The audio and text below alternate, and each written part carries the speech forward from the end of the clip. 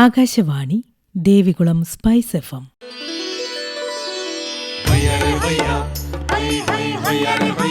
കിസാൻ വാണി.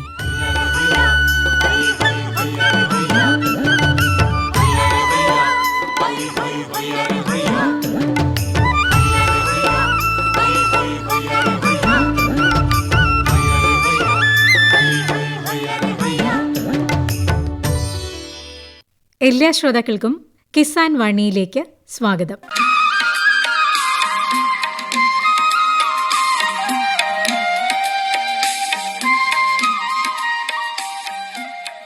പ്രിയ ശ്രോതാക്കളെ, ഇന്നത്തെ കിസാൻ വാണിയിലേക്ക് സ്വാഗതം.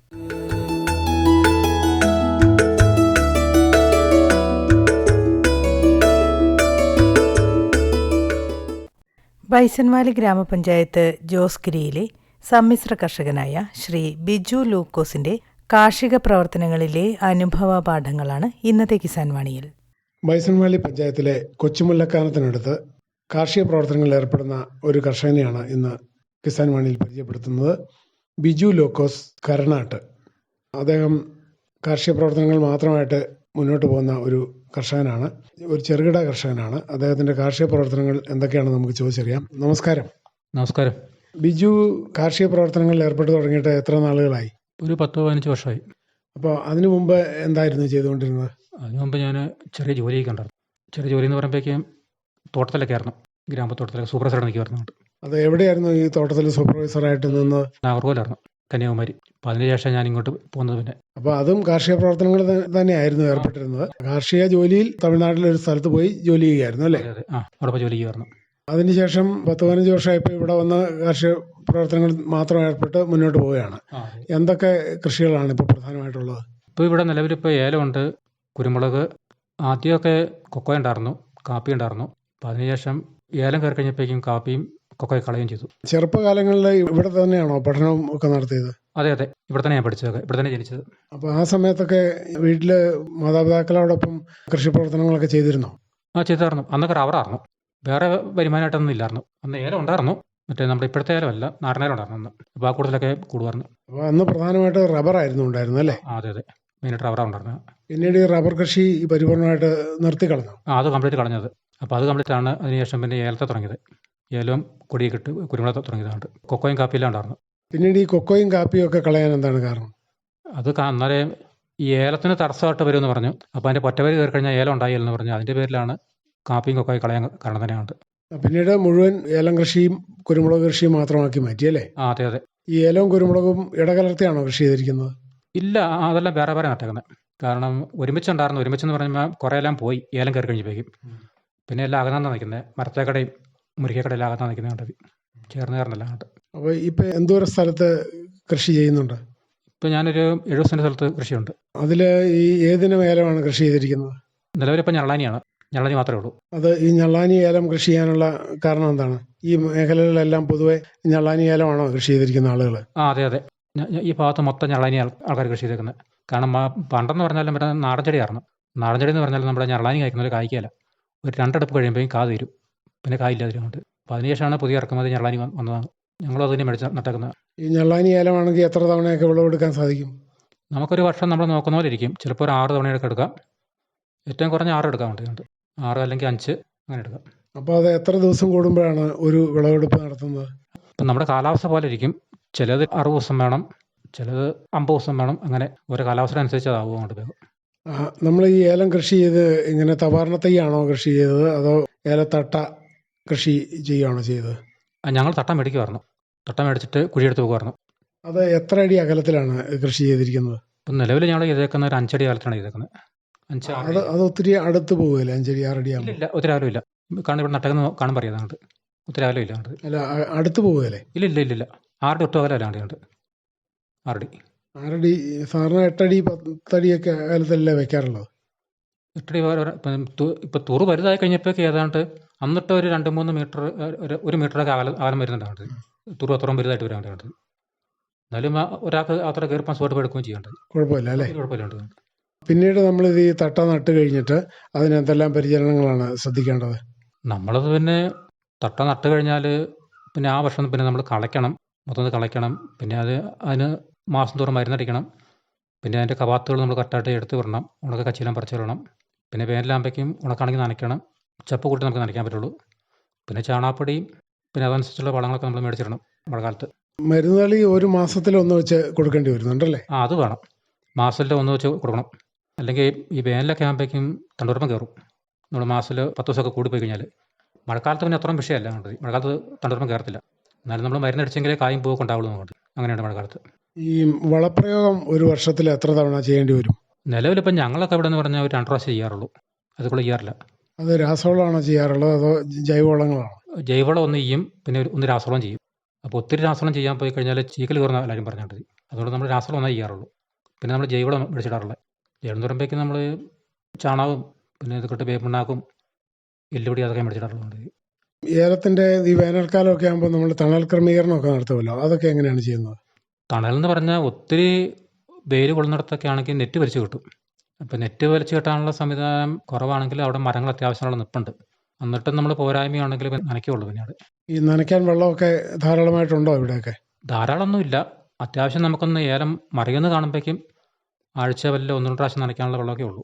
കാരണം അല്ല പിന്നെ ഏലം പോയി കഴിഞ്ഞാൽ പിന്നെ വീണിട്ട് പിന്നെ നനച്ചിട്ട് കാര്യമില്ലല്ലോ. അപ്പോൾ പച്ചപ്പം നിൽക്കാൻ വേണ്ടി മാത്രം ഒന്ന് നനച്ച് വിടുന്നുണ്ട്. ചിലപ്പോൾ ആഴ്ചയിൽ ഒന്ന് നനച്ച് നിർത്തുള്ളൂ. അതിനുള്ള വെള്ളം കാണുള്ളൂ വേണ്ടത്. നമ്മൾ ആദ്യം ഈ ഏലം നട്ട് കഴിഞ്ഞാൽ അത് എത്ര നാളാകുമ്പോഴത്തേക്കും നമുക്ക് ആദായം കിട്ടി തുടങ്ങും അതിൽ നിന്ന്? നമുക്ക് ഏറ്റവും കുറഞ്ഞ ഒരു 1.5 വർഷം 2 വർഷം വേണം നമുക്ക് കാവറിക്കാറാണെങ്കിൽ. അത് നമ്മുടെ നോട്ടം പോലെ ഇരിക്കും. ഇപ്പോൾ നല്ലപോലെ നമ്മൾ നോക്കുന്ന ഇടയ്ക്കാണെങ്കിൽ ഏറ്റവും അങ്ങേറ്റം നമുക്ക് മാക്സിമം 1.5-2 വർഷം ശരിക്കും പറിക്കാൻ വേണ്ട കാര്യം കേട്ടത്. അത്യാവശ്യം പറിക്കാം. നമ്മളിപ്പോൾ ഈ ഒരു ഏലത്തട്ട നട്ട് കഴിഞ്ഞാൽ അത് 1 വർഷം അല്ലെങ്കിൽ 1.5 വർഷം കഴിയുമ്പോഴത്തേക്ക് എത്ര ചിമ്പ് വരെ അതിൽ ഉണ്ടായി കണ്ടിട്ടുണ്ട്? അതിലൊരു 30 ചിമ്പ് വരെ കിട്ടുന്നുണ്ട്. 30-25 ഇടയ്ക്കുണ്ട് ചിമ്പുണ്ടാകുന്നുണ്ട്. പിന്നെ നമ്മുടെ അതുപോലെ നല്ല കാലാവസ്ഥയും നല്ല മണ്ണും ഒക്കെ ആണെങ്കിൽ ചിലപ്പോൾ ഒരു 40 വരെ ഉണ്ടാക്കുന്ന കണ്ടിട്ടുണ്ട്. 40 വരെ. ഇനി ഇത് നമ്മൾ ഈ ഒരുക്ക് ഒക്കെ നടത്തണമല്ലോ, ഇതിൻ്റെ ഉണങ്ങിയ കച്ചിയൊക്കെ പറിച്ച് കളയുക, അങ്ങനെയുള്ള കാര്യങ്ങൾ, അതുപോലെ പൊതയിട്ട് കൊടുക്കുക, അത്തരം കാര്യങ്ങളൊക്കെ എത്ര തവണ എങ്ങനെയൊക്കെയാണ് ചെയ്യാറുള്ളത്? അത് നമ്മൾ വർഷത്തിൽ ഒന്ന് ചെയ്താൽ മതി. കാരണം വേനലാകുമ്പോഴേക്കാണ് നമ്മൾ ചെയ്യേണ്ടത്. ഫസ്റ്റിലെ വേനലാകുമ്പോഴേക്കും നമ്മൾ കച്ചിയെല്ലാം പറിച്ച് ചുവട്ടിലിട്ട് ഒക്കെ കഴിക്കാൻ വേണ്ടി നനച്ച് കൊടുത്തു കഴിഞ്ഞാൽ അത്രയും കൂടെ തണുപ്പ് നിൽക്കും. താമസിച്ച് കഴിഞ്ഞാൽ നമുക്ക് അതിൻ്റെ ചൂടേക്കും ഇടത്തെ ചുവട്ടിലേക്ക്. അപ്പോൾ നമ്മൾ വേനൽക്കാലം അടുക്കുമ്പോഴത്തേക്ക് എല്ലാ ഏലച്ചെടിയുടെയും ചുവട്ടിൽ ചപ്പ് കൂട്ടി വെയിൽ അടിക്കാത്ത രീതിയിൽ വളരെ നന്നായിട്ട് മൾച്ചിങ് ഇട്ട് കൊടുക്കണം അല്ലേ? അതെ അതെ. അത് പിന്നീട് നമ്മൾ മാറ്റി കളയാറുണ്ടോ അതോ അല്ലെങ്കിൽ അത് അവിടെ കിടന്ന് തന്നെ ചീഞ്ഞ് വളമാവുകയാണോ ചെയ്യുന്നത്? നമ്മൾ സാധാരണ മാറ്റേണ്ട ആവശ്യമില്ല അതിൻ്റെ. അത് അവിടെ തന്നെ കിടന്ന് ചീഞ്ഞ ഇതായിപ്പോളും മണ്ണായിപ്പോളുണ്ട്. കാരണം പിന്നെ നമ്മൾ അതുപോലെ ഇനിയിപ്പോൾ അത്രയ്ക്ക് കൂടുതലാണെങ്കിൽ മാത്രം നമുക്ക് മാറ്റിയാൽ മതി വേണമെങ്കിൽ. നല്ല മഴയൊക്കെ ആകുമ്പോഴേക്കും ചീഞ്ഞില്ലെങ്കിൽ അല്ലെ അവിടെ തന്നെ കിടന്നുള്ളത്. ഈ ഏലത്തിന് ചുവട്ടിൽ മണ്ണ് കൂട്ടി കൊടുക്കുന്ന ഒരു ജോലി പലയിടത്തും കർഷകർ ചെയ്യാറുണ്ടല്ലോ, അത് എങ്ങനെയാണ് ചെയ്യാറുണ്ടോ? അത്തരം അത് ചെയ്യാറുണ്ടെങ്കിൽ അത് എന്തുകൊണ്ടാണ് അങ്ങനെ ചെയ്യാൻ കാരണം? അത് നമ്മൾ ചെയ്യുന്നത് മണ്ണ് ചുവട്ടിൽ നിന്ന് മാറിപ്പോയി കഴിഞ്ഞാൽ വലിയ മഴത്തെ മണ്ണല്ല മാറിപ്പോവും. പിന്നെ വേര് മാത്രം നിൽക്കും. അതുകൊണ്ടാണ് നമ്മൾ മഴ നിൽക്കുന്നത് അന്നേരം തന്നെ നമ്മൾ മണ്ണിട്ട് കൊടുക്കുന്ന കാര്യം. അപ്പോൾ ഈ മണ്ണിട്ട് കൊടുത്തെങ്കിൽ നമുക്ക് അടുത്ത ചിമ്പ് അടിക്കാൻ അടിക്കത്തുള്ളൂ. തന്നെയല്ല അതിന് കൂടുതൽ വേരോട്ടം കിട്ടാനും ഈ മണ്ണ് കൂട്ടി കൊടുക്കുന്നത് നല്ലതാണ് തോന്നല്ലേ? അതെ, നല്ലതാണ്. പിന്നെ മണ്ണ് ചുവട്ടിലില്ലെങ്കിൽ അത്രയും കൂടെ വേരും കുറയും, ചിമ്പും കുറയും. ഇത്ര മാറ്റങ്ങളുണ്ട്. ഈ പറമ്പിലെ ജോലികളെല്ലാം തന്നെയാണോ ചെയ്യുന്നത്? ഞാൻ തന്നെ ചെയ്യും. പിന്നെ അത്യാവശ്യം കാടെപ്പെല്ലാം പെണ്ണുങ്ങളെ വിളിക്കും. നമുക്കതിനെ എടുക്കാൻ പറ്റിയല്ലോ. ബാക്കിയുള്ളതൊക്കെ നമ്മൾ തന്നെ മാക്സിമം ചെയ്യുള്ളൂ. ഈ ഏലക്കായ എടുക്കുന്നതിന് നമുക്ക് ഇവിടെ തന്നെ തൊഴിലാളികളെ കിട്ടുന്നുണ്ടോ അതോ അന്യസംസ്ഥാന തൊഴിലാളികളെ അവരെ ആശ്രയിക്കേണ്ടി വരുന്നുണ്ടോ? ഉണ്ട്. ഇവിടെ തന്നെ സീസണായി കഴിയുമ്പോഴേക്കും കിട്ടാൻ പാടാകുന്നുണ്ട്. കാരണം ഇവർ പിന്നെ ഇപ്പം അവർ പണിയില്ലെങ്കിൽ വരും, പണി ഉണ്ടെങ്കിൽ അവർ ഉള്ളിടത്തേക്ക് പോകുള്ളൂ. പിന്നെ നമ്മൾ അല്ലാത്ത ആൾക്കാരെ നമ്മൾ വിളിക്കേണ്ടി വരുന്നുണ്ട്. അപ്പോൾ ഈ കഴിഞ്ഞ വർഷം തന്നെ ഞാൻ 2 പാർട്ടിനെ വിളിക്കേണ്ടി വന്നിട്ടുണ്ട്. മറ്റേ പുറത്തുനിന്നുള്ള ആൾക്കാരെയും വിളിച്ച് ഇവിടുന്ന് വീട്ടിലുള്ള ആൾക്കാരെയും വിളിച്ചായിരുന്നുണ്ട്. ഈ കായ നമ്മൾ ഏതാണ്ട് 45-50 ദിവസം കൂടുമ്പം ഒരു എടുപ്പെടുക്കുമല്ലോ, അത് എടുത്തിട്ട് നമ്മൾക്ക് ഇത് ഉണങ്ങി അല്ലെങ്കിൽ പ്രോസസ്സ് ചെയ്ത് എടുക്കാനായിട്ട് അടുത്ത് തന്നെ സ്റ്റോർ സംവിധാനങ്ങളൊക്കെ ഉണ്ടോ? ഉണ്ട്. ഇവിടെ അടുത്തുണ്ട്. എല്ലാ സൗകര്യമുണ്ട്. കാരണം ഇവിടുന്ന് ഒരു കിലോമീറ്റർ ദൂരമുള്ളൂ സ്റ്റോർ ആയിട്ടുള്ളത്. അപ്പോൾ നമ്മൾ കായ എടുത്തിട്ട് വണ്ടി വിളിച്ച് സ്റ്റോറിൽ കൊണ്ടുപോയി ഉണങ്ങി കൊണ്ടുവന്ന് പിന്നീട് മാർക്കറ്റിൽ കൊണ്ടുപോയി വിൽക്കുകയാണ് ചെയ്യുന്നത് അല്ലേ? അതെ അതെ. അവിടെ നിന്ന് നമ്മൾ ഉണങ്ങുന്നതനുസരിച്ച് പിറ്റേ ദിവസം എടുത്തുകൊണ്ട് പോരുന്നുണ്ട്. ഇപ്പം വീട്ടിൽ കൊണ്ട് വെച്ചിട്ട് ഒരുമിച്ച് ഉണങ്ങി തീർന്നു കഴിയുമ്പോഴേക്കും ഒരു കൊടുക്കുകയും ചെയ്യുന്നുണ്ട്. ഈ വേനൽക്കാലം ആകുമ്പോൾ നമ്മൾ ഈ മരങ്ങൾ വെട്ടി ഒരുക്കി നിർത്തേണ്ടി വരാറുണ്ടോ? വേനയ്ക്കല്ല വെട്ടുന്നത്. വേനയ്ക്ക് വെട്ടിക്കഴിഞ്ഞാൽ ഈ കമ്പ് ഇതുകൊണ്ട് മരമെല്ലാം വീണ് കഴിഞ്ഞാൽ ഏലത്ത് തട്ട ഇടിഞ്ഞു കഴിഞ്ഞാൽ അവിടെ ഉണക്കേറ്റ് ഏല ഉണങ്ങിപ്പോളൂ.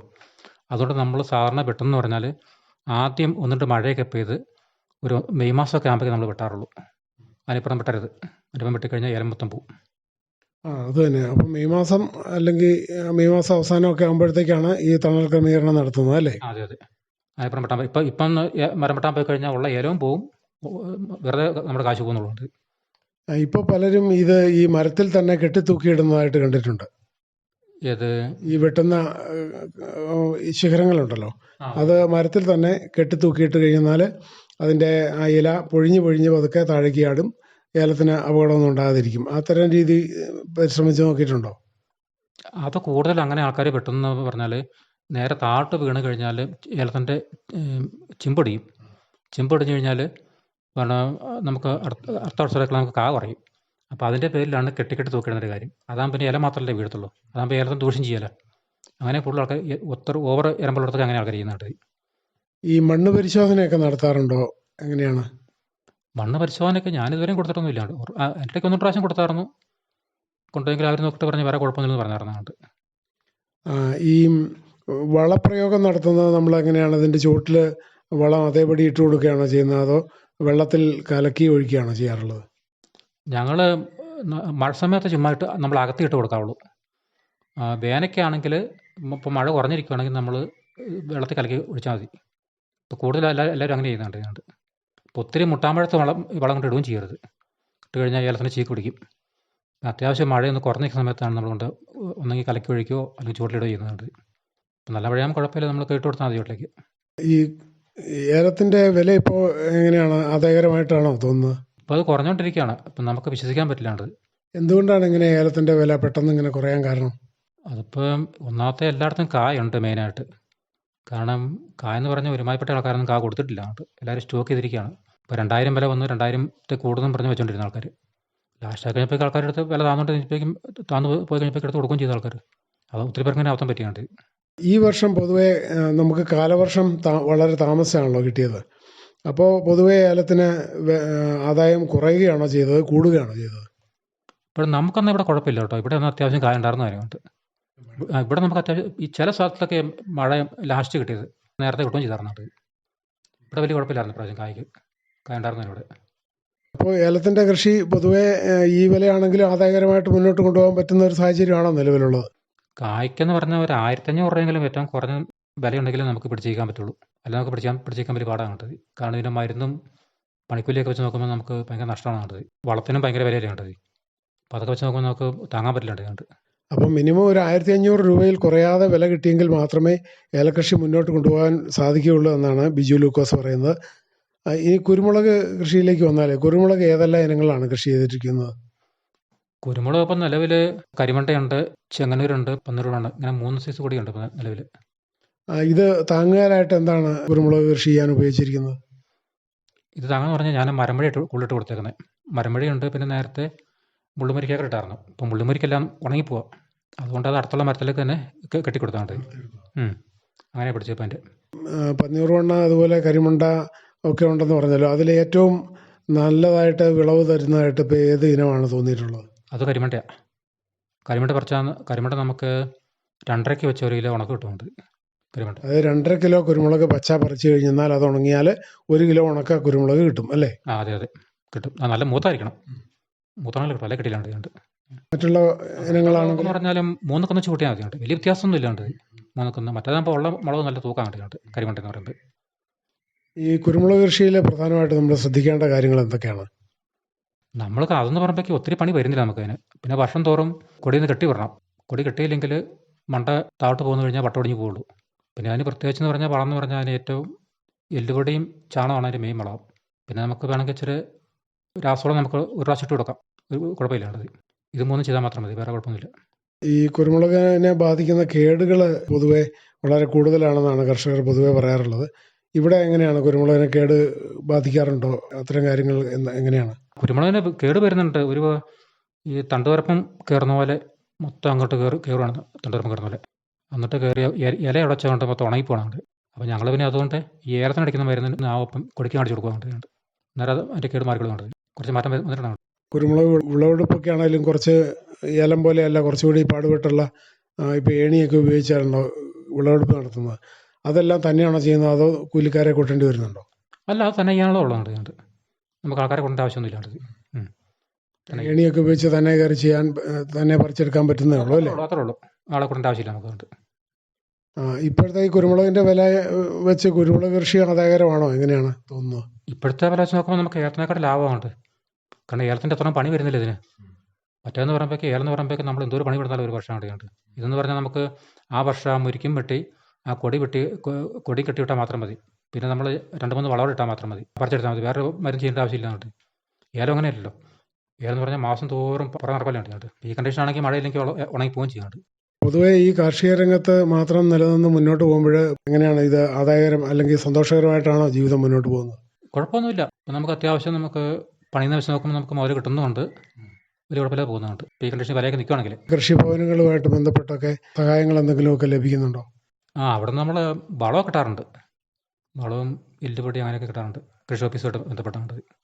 അപ്പോൾ എന്തായാലും സന്തോഷകരമായിട്ട് മുന്നോട്ട് പോകുന്നു അല്ലേ? അതെ. വീട്ടിലാരൊക്കെയുണ്ട്? വീട്ടിൽ 2 പിള്ളേരും ഞാനും വൈഫും ഉണ്ട്. ഭാര്യയുടെ പേര് ബീന. ഇപ്പോൾ നമുക്ക് പറമ്പ് കൊണ്ട് തന്നെ ജീവിക്കാനുള്ള സാമ്പത്തികം കുറവാണ്. അതുകൊണ്ട് പുള്ളിക്കാരത്തി ഒരു കട നിൽക്കുന്നതാണ്.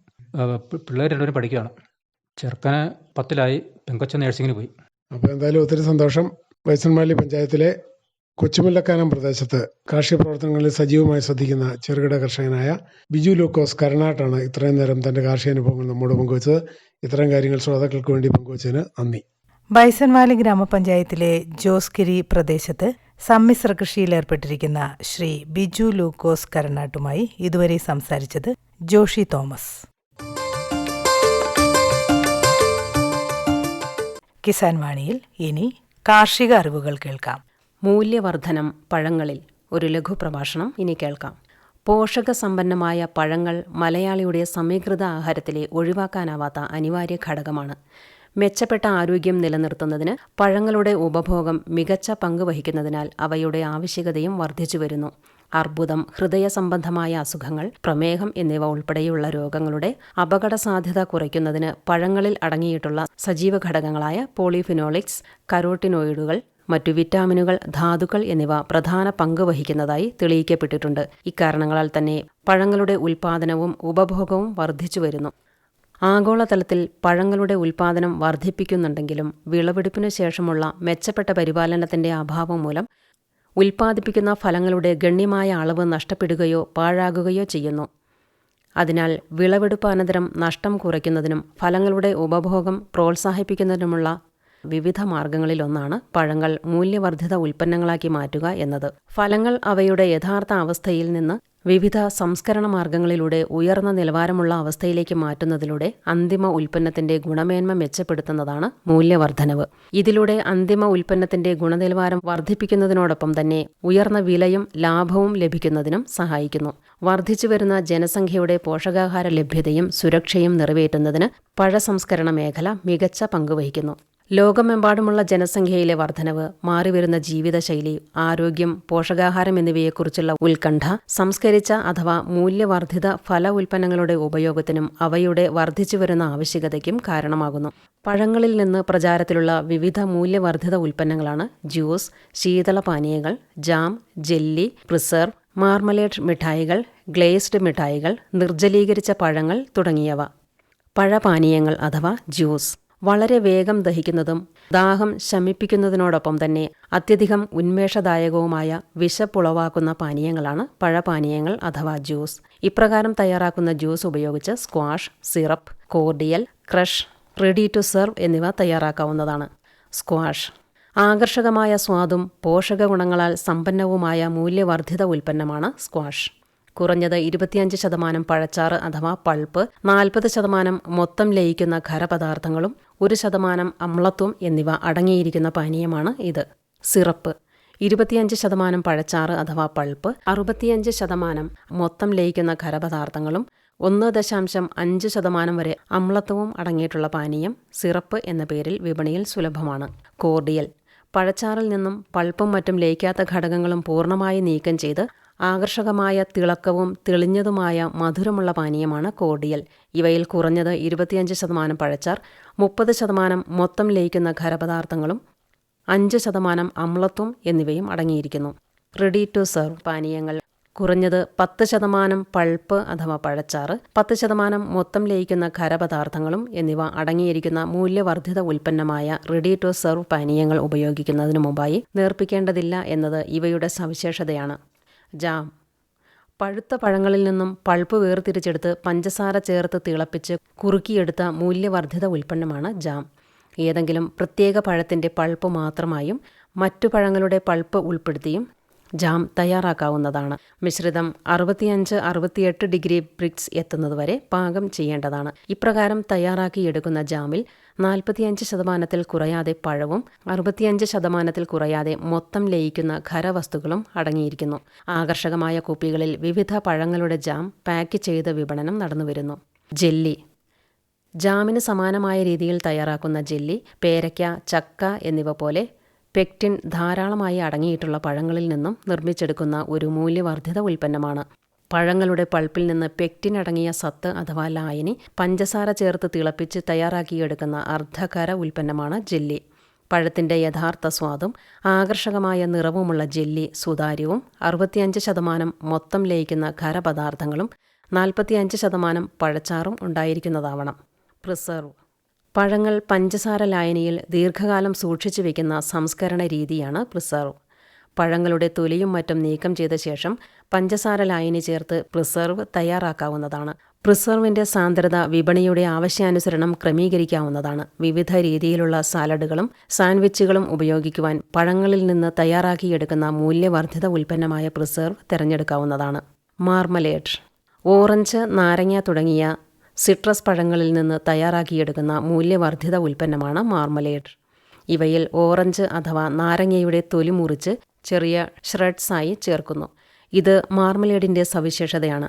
പഴത്തിൻ്റെ പെക്റ്റിൻ സത്തിൽ നിന്ന് മാത്രമായി തയ്യാറാക്കുന്ന മാർമലേഡിനെ ജെല്ലി മാർമലേഡെന്നും പഴത്തിൻ്റെ പൾപ്പ് മുഴുവനായും ചേർത്ത് തയ്യാറാക്കുന്ന മാർമലേഡിനെ ജാം മാർമലേഡെന്നും അറിയപ്പെടുന്നു.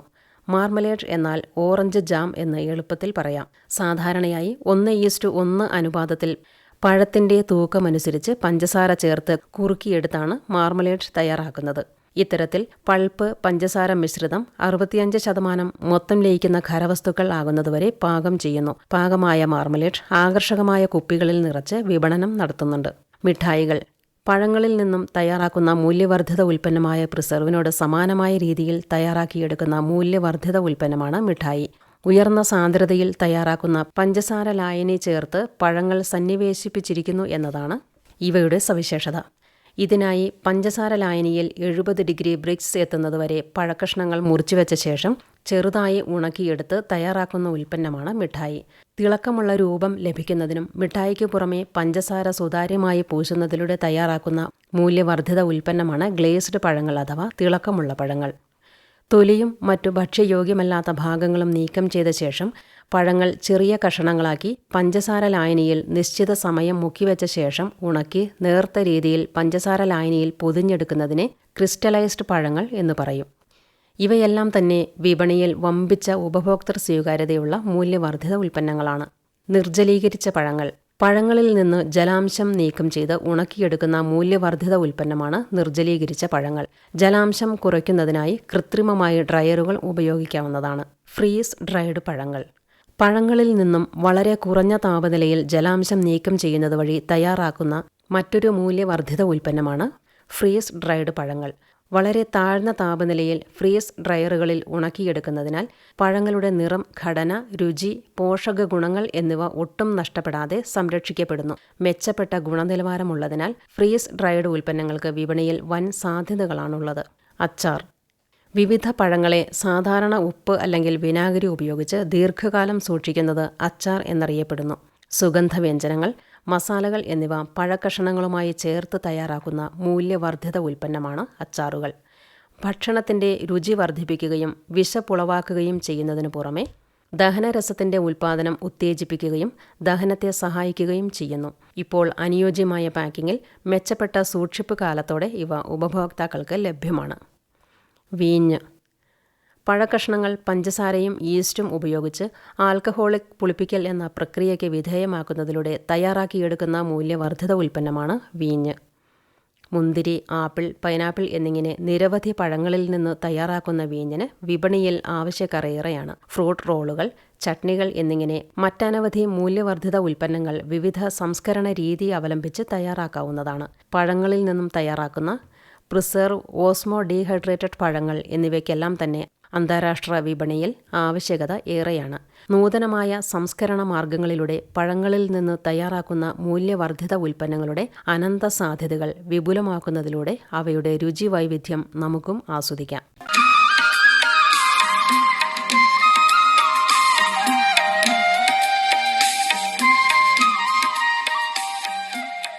എല്ലാ കിസാൻ വാണി ശ്രോതാക്കൾക്കും കൂപ്പുകൈ.